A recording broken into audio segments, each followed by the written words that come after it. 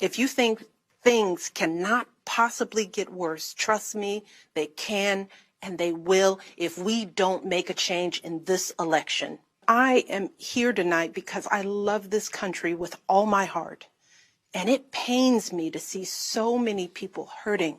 When my husband left office with Joe Biden at his side, we had a record-breaking stretch of job creation. We'd secured the right to health care for 20 million people. We were respected around the world, rallying our allies to confront climate change. And our leaders had worked hand in hand with scientists to help prevent an Ebola outbreak from becoming a global pandemic. 4 years later, the state of this nation is very different. More than 150,000 people have died, and our economy is in shambles because of a virus that this president downplayed for too long. It has left millions of people jobless. Too many have lost their health care. Too many are struggling to take care of basic necessities like food and rent. Too many communities have been left in the lurch to grapple with whether and how to open our schools safely. Internationally, we've turned our back, not just on agreements forged by my husband, but on alliances championed by presidents like Reagan and Eisenhower. And here at home, as George Floyd, Breonna Taylor, and a never-ending list of innocent people of color continue to be murdered, stating the simple fact that a Black life matters is still met with derision from the nation's highest office. Because whenever we look to this White House for some leadership or consolation or any semblance of steadiness, what we get instead is chaos, division, and a total and utter lack of empathy. Right now, kids in this country are seeing what happens when we stop requiring empathy of one another.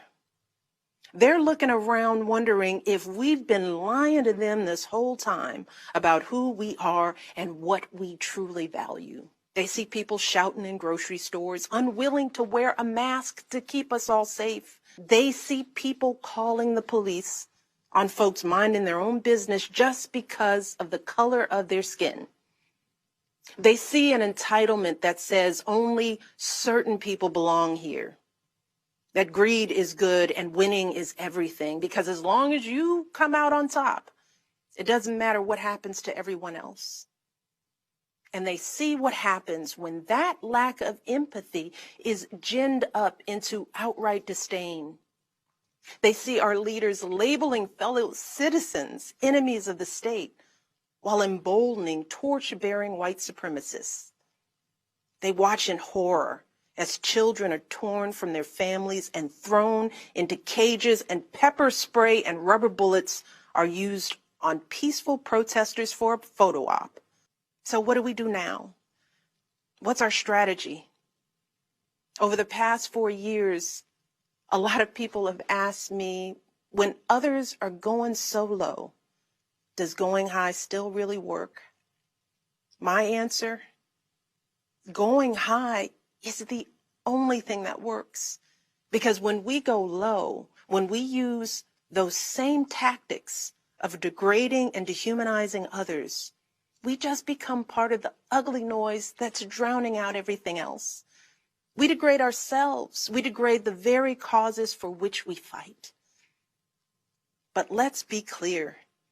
Going high does not mean putting on a smile and saying nice things when confronted by viciousness and cruelty. Going high means taking the harder path. It means scraping and clawing our way to that mountaintop. Going high means standing fierce against hatred while remembering that we are one nation under God. And if we want to survive, we've got to find a way to live together and work together across our differences. And going high means unlocking the shackles of lies and mistrust with the only thing that can truly set us free. The cold, hard truth. So let me be as honest and clear as I possibly can. Donald Trump is the wrong president for our country. He has had more than enough time to prove that he can do the job, but he is clearly in over his head.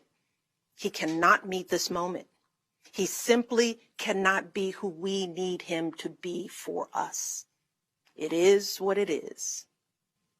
So if you take one thing from my words tonight, it is this.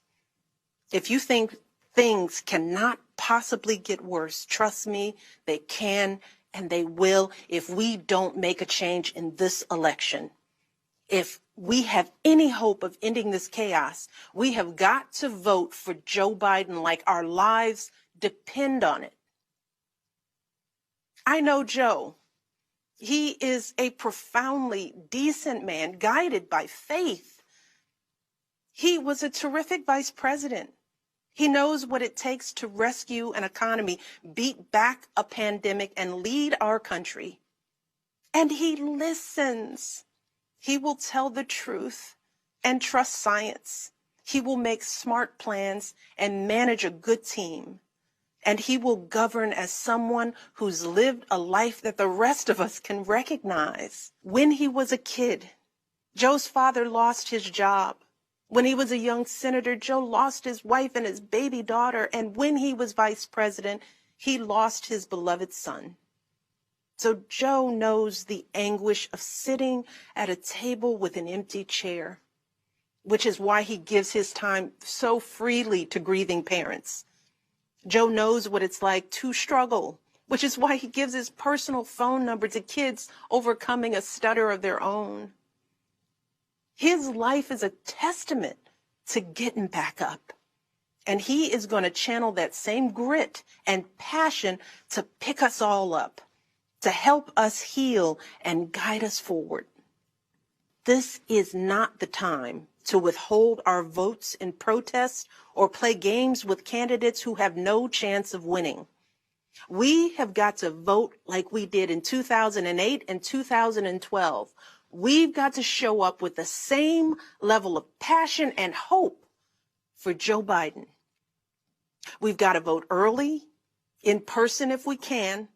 We've got to request our mail-in ballots right now, tonight, and send them back immediately. And follow up to make sure they're received, and then make sure our friends and families do the same. We have got to grab our comfortable shoes, put on our masks, pack a brown bag dinner, and maybe breakfast too, because we've got to be willing to stand in line all night if we have to. This is who we still are. Compassionate, resilient, decent people whose fortunes are bound up with one another. And it is well past time for our leaders to once again reflect our truth.